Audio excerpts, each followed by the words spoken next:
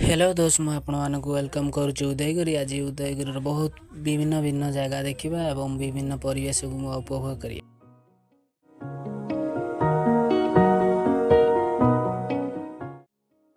ଭୁବନେଶ୍ୱରଠୁ ବାସ୍ 3 kilo 4 kilometre ଭିତରେ ହେବ, ମୁଁ ଏତେ ଜାଣିନି। ଆପଣମାନେ ଆସନ୍ତୁ, ଖୁବ୍ ଏନ୍ଜୟ କରନ୍ତୁ।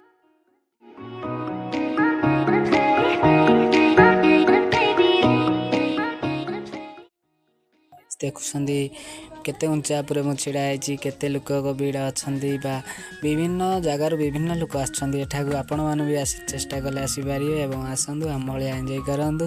ତମେ ବି ବହୁତ ସାରା ଆମଠୁ ଏନ୍ଜୟ କର, ବହୁତ ଖୁସିରେ ରୁହ। ମୁଁ ଯାଉଛି ସେ ଜାଗାଟାକୁ ଆପଣମାନଙ୍କୁ ଦେଖେଇବି।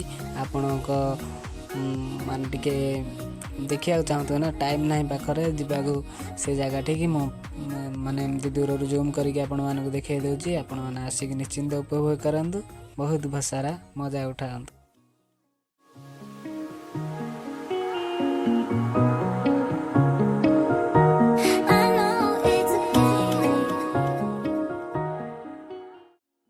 ତ ଗାଇଜ୍, ଏମିତି ନୂଆ ନୂଆ ଭିଡ଼ିଓ ଦେଖିବା ପାଇଁ ମୋ ଚ୍ୟାନେଲକୁ ସବସ୍କ୍ରାଇବ୍ କର, ଲାଇକ୍ କର, କମେଣ୍ଟରେ ମତାମତ ଜଣାନ୍ତୁ।